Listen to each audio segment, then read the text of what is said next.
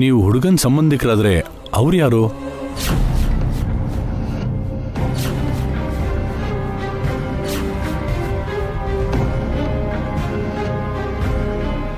ಹುಡುಗನ್ನ ಅವರೇ ಕರ್ಕೊಂಡು ಬಂದು ಅಡ್ಮಿಟ್ ಮಾಡಿದ್ದು.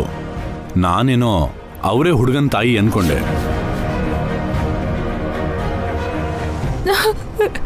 ನಮಸ್ತೆ ಮೇಡಮ್, ನಾವು ಆ ಹುಡುಗನ ಪೇರೆಂಟ್ಸು.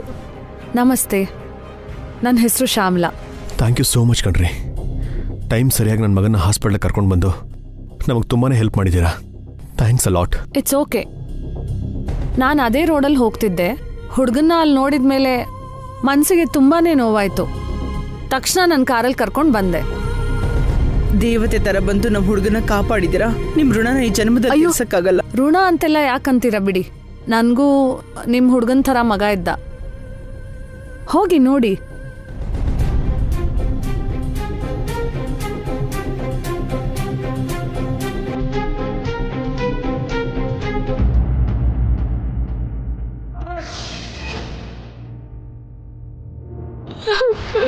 ರಾಕಿ,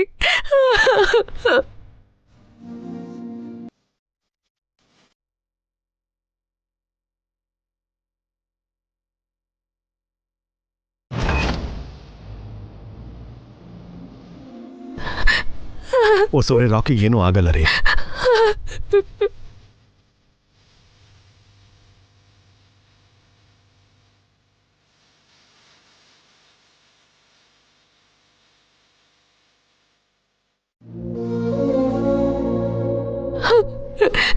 ಟೈಮಲ್ಲಿ ನೀವಲ್ಲಿ ಇರ್ಲಿಲ್ಲ ಅಂತಿದ್ರೆ ನಮ್ಮ ರಾಕಿ ಪರಿಸ್ಥಿತಿ ಏನಾಗಿರ್ತಿತ್ತು. ನಿಮಗೆಷ್ಟು ಥ್ಯಾಂಕ್ಸ್ ಹೇಳಿದ್ರು ಕಡಿಮೆನೆ. ಎಲ್ಲ ದೇವ್ರ ದಯೆ. ಆ ಟೈಮ್ಗೆ ನಾನಲ್ಲಿ ಇದ್ದಿದ್ರಿಂದ ಇದನ್ನ ಮಾಡಕ್ಕಾಯ್ತು. ಸಾರಿ ರೀ, ನಾನು ಅರ್ಜೆಂಟ್ ಹೋಗ್ಬೇಕು. ನೀವು ಹುಡುಗನ್ ನೋಡ್ಕೋತೀರಲ್ವಾ? ಹುಡುಗ ಹುಷಾರು. One second. Thank you so much ಕಣ್ರಿ. It's okay.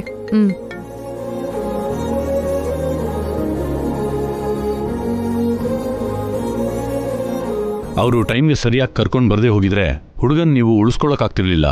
ಬಟ್ ಆಗ್ಲೇ ಬ್ಲಡ್ ತುಂಬಾ ಲಾಸ್ ಆಗಿತ್ತು. ಟ್ರೀಟ್ಮೆಂಟ್ ಅಂತೂ ಮಾಡ್ತಿದೀವಿ. ಡಾಕ್ಟರ್, ಎಷ್ಟು ದುಡ್ಡು ಖರ್ಚಾದ್ರೂ ಪರವಾಗಿಲ್ಲ, ನನ್ನ ಮೊಮ್ಮಗ ಕ್ಷೇಮವಾಗಿ ಆಚೆ ಬರಬೇಕು. ಅಗತ್ಯ ಬಂದರೆ ಸ್ಪೆಷಲಿಸ್ಟ್ನ ಕರೆಸಿ ಡಾಕ್ಟರ್. ದುಡ್ಡಿನ ಬಗ್ಗೆ ಯೋಚನೆ ಮಾಡಕ್ಕೆ ಹೋಗ್ಬೇಡಿ. ನಿಮ್ಮ ಹಾಸ್ಪಿಟಲಲ್ಲಿ ಎಕ್ಸ್ಪರ್ಟ್ ಡಾಕ್ಟರ್ಸ್ ಇಲ್ಲ ಅಂದ್ರೆ ಹೇಳಿ, ನಾವು ಬೇರೆ ಹಾಸ್ಪಿಟಲ್ ಕರ್ಕೊಂಡು ಹೋಗ್ತೀವಿ. ಚೆನ್ನಾಗಿದೆ ಅಣ್ಣ, ತುಂಬಾ ಚೆನ್ನಾಗಿದೆ ಅಣ್ಣ, ಅದ್ಭುತವಾಗಿದೆ.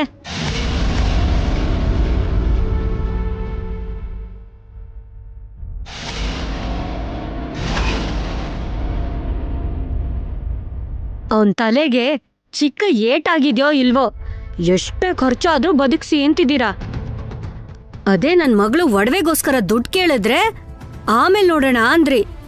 ನಿಮ್ ಪಕ್ಷಪಾತ ಬುದ್ಧಿನ ಚೆನ್ನಾಗೇ ತೋರಿಸ್ತಿದ್ದೀರಾ.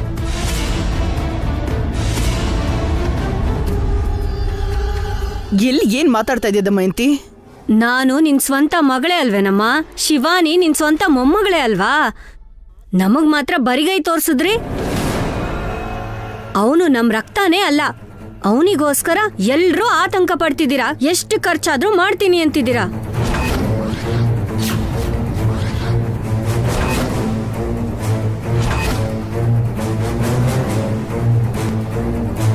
ನಿನಗೆಷ್ಟು ಸಾರಿ ಹೇಳಬೇಕು ದಮಯಂತಿ, ರಾಕಿ ನನ್ನ ಮಗ ಅಂತ.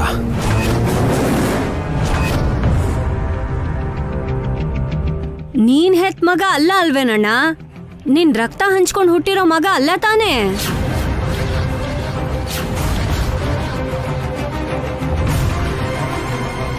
ನಾನು ದತ್ತಕ್ಕೆ ತಗೊಂಡಿರೋ ಮಗ ಹೆತ್ತ ಮಗನಿಗಿಂತ ಹೆಚ್ಚು. ಅದೇಂಗಾಗತ್ತಣ್ಣ? ಚಿಕ್ಕಮ್ಮ ನನ್ನ ದತ್ತು ತಗೊಂಡಿದ್ ಮಾತ್ರಕ್ಕೆ ನಾನ್ ಚಿಕ್ಕಮ್ಮನ್ ಸ್ವಂತ ಮಗಳೇನಲ್ವಲ್ಲ. ನಾನ್ ನಿಮ್ ರಕ್ತ ತಾನೇ. ಇಂಥ ಟೈಮಲ್ಲಿ ಅಂಥ ಮಾತೆಲ್ಲ ಯಾಕಕ್ಕ? ಚಿಕ್ಕಮ್ಮ ನಂಗೋಸ್ಕರ ಯಾವ ಖರ್ಚು ಮಾಡಿಲ್ಲ ತಮ್ಮಯ್ಯ. ಆದ್ರೆ ಈಗ ಆ ರಾಕಿಗೋಸ್ಕರ ಲಕ್ಷ ಲಕ್ಷ ಖರ್ಚು ಮಾಡಕ್ ತಯಾರಾಗಿದ್ದೀರಾ. ಶಿವಾನಿಗೆ ಎಷ್ಟು ಒಡವೆ ಬೇಕೋ ಅಷ್ಟು ಒಡವೆ ಮಾಡ್ಸೋಣ ದಮಯಂತಿ. ಅನಾವಶ್ಯಕವಾಗಿ ಇಲ್ಲಿ ಜಗಳ ಮಾಡಬೇಡ. ಇದು ಒಡವೆ ಬಗ್ಗೆ ಜಗಳ ಅಲ್ಲಮ್ಮ. ನನ್ ಮನ್ಸಲ್ಲಿರೋ ನೋವ್ನ ಆಚೆ ಹಾಕ್ತಿದ್ದೀನಿ. ನಿನ್ ಸ್ವಂತ ಮಗಳು ಬಾಯ್ ಬಿಟ್ಟು ಕೇಳಿದ್ರೆ ಇಲ್ಲ ಅಂದ್ರಿ. ಈಗ ನೋಡಿದ್ರೆ ಯಾವನಿಗೋಸ್ಕರನೋ ರಾಕಿ ಯಾವನೋ ಅಲ್ಲ ದಮಯಂತಿ. ಪದೇ ಪದೇ ಅದೇ ಮಾತೇನಾದ್ರೂ ಅಂದ್ರೆ ಮರ್ಯಾದೆ ಇರಲ್ಲ.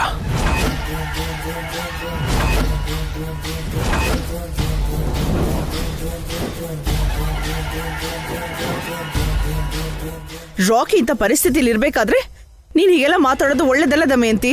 ನಾನ್ ಏನ್ ಮಾತಾಡಿದ್ರು ಕೆಟ್ಟ ಅಮ್ಮ. ಅಕ್ಕ ಇದು ಮನೆ ಅಲ್ಲ, ದಯವಿಟ್ಟು ಸುಮ್ನಿರು. ಅದಲ್ಲ ತಮ್ಮಯ್ಯ, ಆ ರಾಕಿ ಬಗ್ಗೆ ಇನ್ನೊಂದೇ ಒಂದು ಮಾತಾಡಿದ್ರು ನಾನ್ ಸುಮ್ಮನೆ ಇರಲ್ಲ ದಮಯಂತಿ.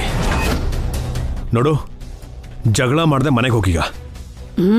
ಓಹೋ, ಇಲ್ಲಿ ಜಗಳ ಮಾಡಬಾರ್ದಾ?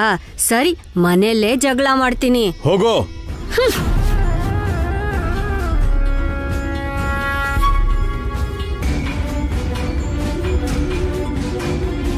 ಸಾರಿ ಡಾಕ್ಟರ್, ನಮ್ಮ ಹುಡುಗನಿಗೇನೂ ಆಗಲ್ಲ ತಾನೆ? ಸಿಚುವೇಶನ್ ಕ್ರಿಟಿಕಲ್ ಆದರೆ ಹೇಳಿ, ಬೇರೆ ಹಾಸ್ಪಿಟಲ್ಗೆ ಹೋಗ್ತೀವಿ. ಈ ಕಂಡೀಷನ್ನಲ್ಲಿ ಹುಡುಗನ್ನ ಶಿಫ್ಟ್ ಮಾಡೋದು ರಿಸ್ಕು ಸರ್. ಹುಡುಗಂಗೆ ಪ್ರಜ್ಞೆ ಬರೋವರೆಗೂ ಏನು ಹೇಳೋಕ್ಕಾಗಲ್ಲ. ದೇವ್ರ ಹತ್ರ ಬೇಡ್ಕೊಳ್ಳಿ.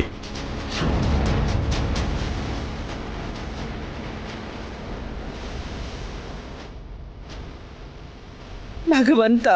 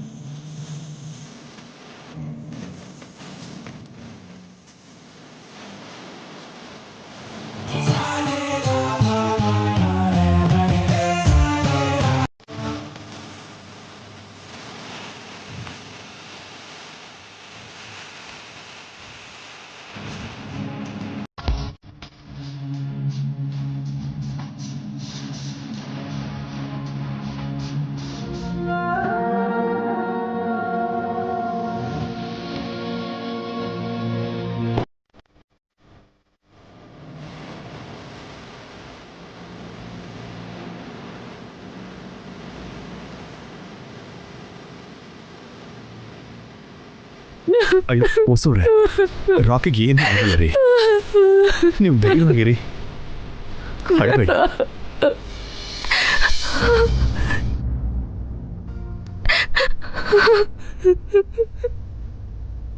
ಸುಮ್ಮನೆ ರೀ ಹೊಸವ್ರೆ, ಅಳಬೇಡಿ. ನನ್ನ ಮಾತು ಕೇಳಿ ಹೊಸವ್ರೆ, ಸುಮ್ಮನೆ ರೀ ಪ್ಲೀಸ್. ಹೊಸವ್ರೆ, ನೀವು ಧೈರ್ಯವಾಗಿರಿ.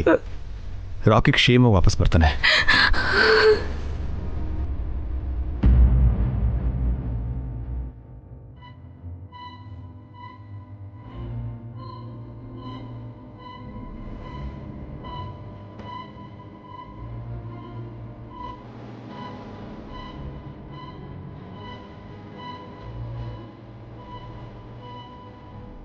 Doctor, Rocky, I am very sorry. ನಮ್ಮ ಪ್ರಯತ್ನ ನಾವು ಮಾಡ್ತಿದ್ದೀವಿ, ಆದರೆ ಹುಡುಗಂಗೆ ಇನ್ನೂ ಪ್ರಜ್ಞೆ ಬಂದಿಲ್ಲ.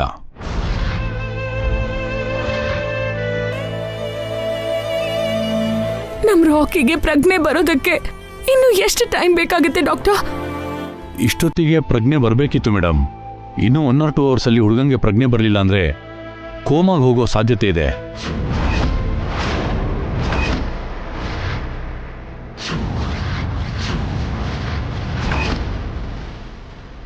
ಹಾಗೆ ಹೇಳ್ಬೇಡಿ ಡಾಕ್ಟರ್, ಏನಾದ್ರೂ ಮಾಡಿ. Do something doctor. ನಮ್ ರಾಕಿ ಕೋಮಾಗ್ ಹೋಗದಿರೋ ತರ ಕಾಪಾಡಿ. ನಾವು ಮಾಡಬೇಕಾದ್ದೆಲ್ಲ ಮಾಡಿದ್ದೀವಿ. ಆ ದೇವರೇ ನಿಮ್ಮ ಹುಡುಗಂಗೆ ಪ್ರಜ್ಞೆ ಬರೋ ಮಾಡಬೇಕು. ಐ ಆಮ್ ವೆರಿ ಸಾರಿ.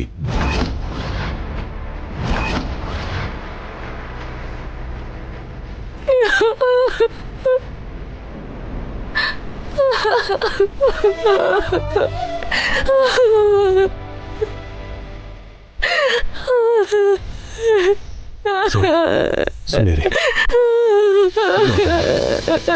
ರಾಕಿ ಏನೂ ಆಗಲ್ಲ, ನೀವು ಅಳಬೇಡಿ. ಏನಾಗಲ್ಲ ಬಸ್ಸು, ರಾಕಿ ಖಂಡಿತವಾಗ್ಲೂ ಕಂಡ್ಬಿಡ್ತಾನೆ. ಆತಂಕ ಪಡಬೇಡಿ. ಅದಕ್ಕೆ 1 ಅವರಲ್ಲಿ ರಾಕಿ ಪ್ರಜ್ಞೆ ಬರುತ್ತೆ. ಡಾಕ್ಟರ್ಸ್ ಇದಾರಲ್ವಾ? ಇಲ್ಲ, ನನ್ನ ರಾಕಿನ ದೇವ್ರ ಕಾಪಾಡ್ತಾನೆ. ಹೋಗಿ ದೇವ್ರ ಹತ್ರ ನಾನು ಮೊರೆ ಇಡ್ತೀನಿ. ನನ್ನ ರಾಕಿನ ನನ್ನಿಂದ ದೂರ ಮಾಡ್ಬಿಡ ಅಂತ ಬೇಡ್ಕೊತೀನಿ. ಹೊಸವ್ರೆ ಅಖಿಲ್, ರಾಕಿ ಹತ್ರ ನಾನು ಇರ್ತೀನಿ. ಹೊಸವ್ರ ಜೊತೆ ನೀನು ಹೋಗು. ಸರಿ ಅಣ್ಣ, ನಾನು ಹೋಗ್ತೀನಿ.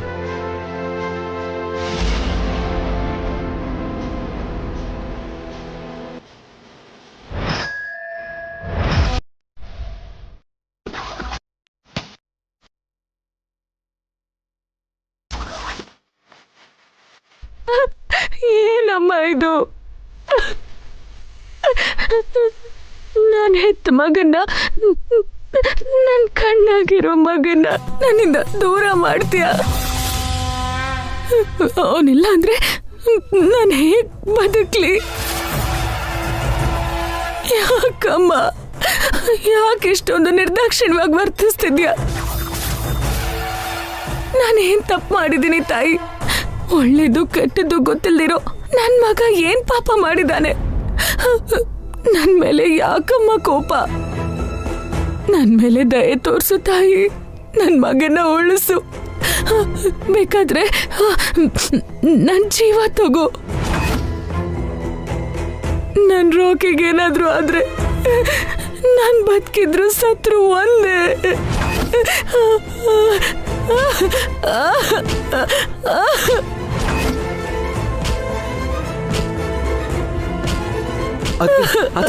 ಏನ್ ಮಾಡ್ತಿದ್ದೀರಾ? ಬೇಡ ಅಖಿಲ್, ನನ್ ಕಣ್ ಮುಚ್ಚಿದ್ರು ಪರವಾಗಿಲ್ಲ, ರಾಕಿ ಕಣ್ ಬಿಡ್ಬೇಕು.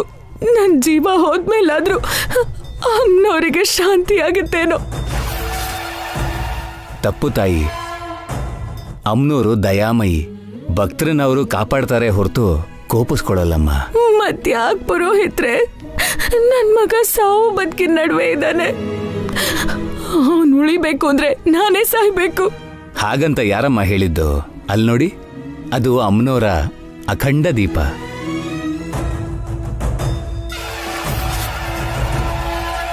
ಇದು ಅಮ್ನೋರ ಶಕ್ತಿ ರೂಪ. ಆ ದೀಪ ಬೆಳಗ್ತಾ ಇರೋವರೆಗೂ ಅಮ್ನೋರ ಅನುಗ್ರಹ ನಮ್ಮೆಲ್ಲರ ಮೇಲೂ ಇರುತ್ತೆ. ಆದ್ರೆ ಅಲ್ಲಿ ನನ್ ಮಗನ್ ಪ್ರಾಣ ದೀಪ ಆರೋಗೋದ್ರಲ್ಲಿದೆ ಪುರೋಹಿತ್ರೆ. ಇಲ್ಲಮ್ಮ, ಅಮ್ನೋರ ಆಶೀರ್ವಾದ ನಿಮ್ಮ ಮೇಲೆ ಯಾವಾಗ್ಲೂ ಇರುತ್ತೆ. ನಿಮ್ಮ ಮಗಂಗೋಸ್ಕರ ನೀವು ಪ್ರಾಣತ್ಯಾಗ ಮಾಡೋಕ್ಕೂ ಸಿದ್ಧ ಆಗಿದ್ದೀರಾ ಅಂದ್ರೆ ಪರಿಸ್ಥಿತಿ ಅರ್ಥ ಆಗುತ್ತೆ. ಒಂದು ಕೆಲಸ ಮಾಡಿ, ಅಭ್ಯಂಜನ ಸ್ನಾನ ಮಾಡಿ, ಆ ಅಖಂಡ ದೀಪನ ತಲೆ ಮೇಲಿಟ್ಕೊಂಡು 5 ಸಲ ಅಮ್ನೋರ್ ಸುತ್ತ ಪ್ರದಕ್ಷಿಣೆ ಹಾಕಿ.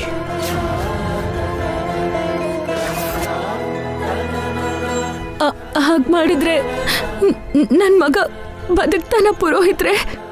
ಖಂಡಿತ ಕಣಮ್ಮ. ಮತ್ತೊಂದು ಮುಖ್ಯವಾದ ವಿಷಯ, ಪ್ರದಕ್ಷಿಣೆ ಮುಗಿಸೋ ತನಕ ಆ ಅಖಂಡ ದೀಪ ಆರೋಗ್ಬಾರ್ದು. ಶುರು ಮಾಡಿ.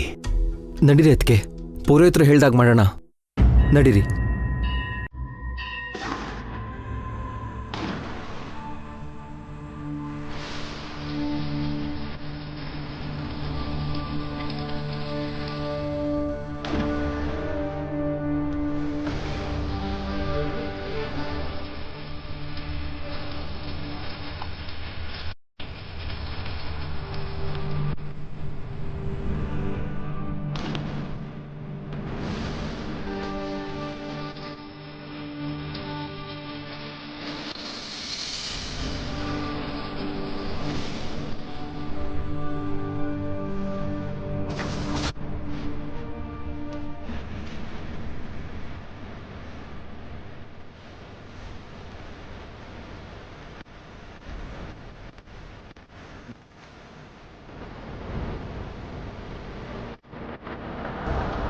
ಅಮ್ಮ, ಈಗ ಈ ಅಖಂಡ ದೀಪನ ನೆತ್ತಿ ಮೇಲಿಟ್ಕೊಂಡು 5 ಪ್ರದಕ್ಷಿಣೆ ಹಾಕಿ.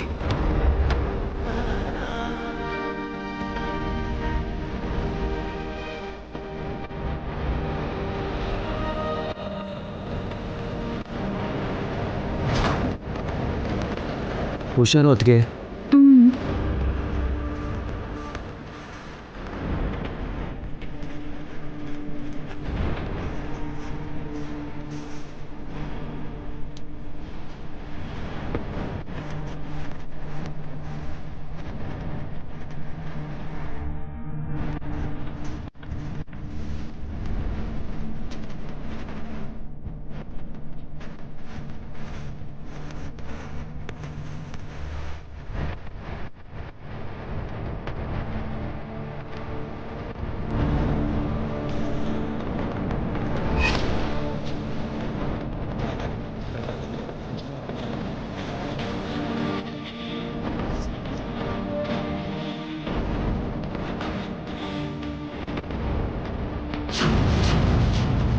ಅದಕ್ಕೆ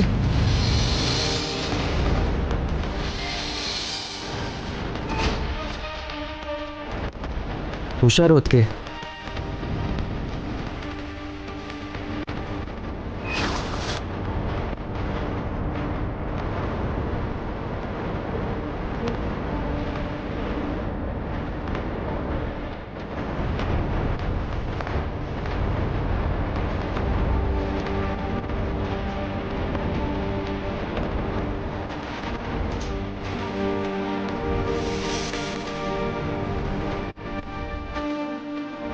ಇಲ್ಲಿ ನೋಡಪ್ಪ, ಅಖಂಡ ಜ್ಯೋತಿನ ಇಲ್ಲಿಡಿ. ಸರಿ ಪುರೋಹಿತ್ರೆ.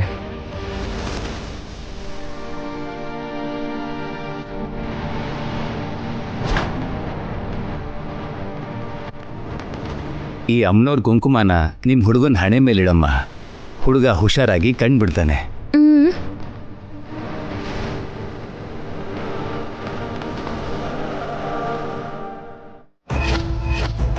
ಅದಕ್ಕೆ ನಡೀರಿ, ಅಮ್ಮ ಮತ್ತೆ ಅಣ್ಣ ಕಾಯ್ತಿರ್ತಾರೆ.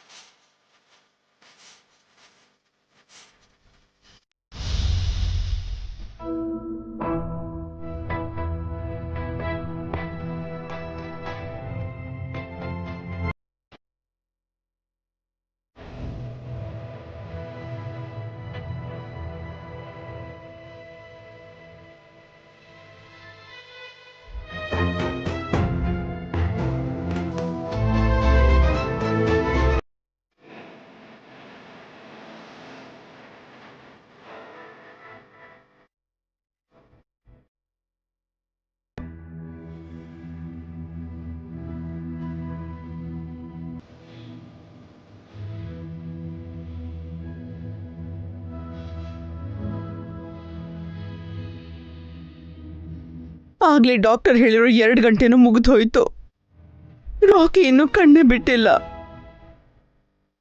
ಅಣ್ಣ, ಬೇರೆ ಹಾಸ್ಪಿಟಲ್ಗೆ ಶಿಫ್ಟ್ ಮಾಡೋಣ.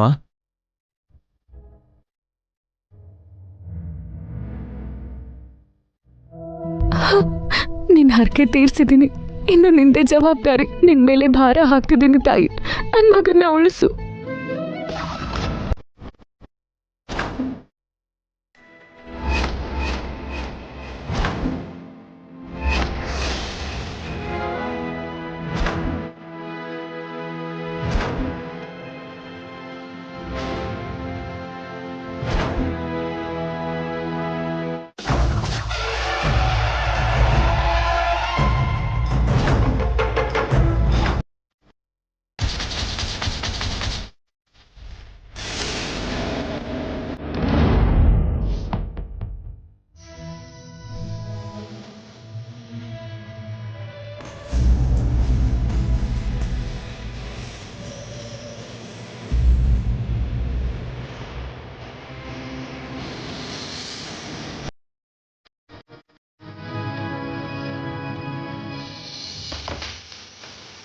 ರಾಕಿ,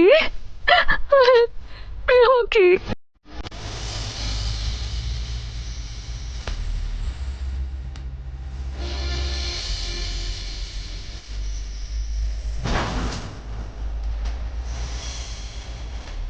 ರಾಕಿ ರಾಕಿ ಏನು ಅಂದ್ರೆ ರಾಕಿ ಕಣ್ಬಿಟ್ಟಿದ್ದಾನೆ.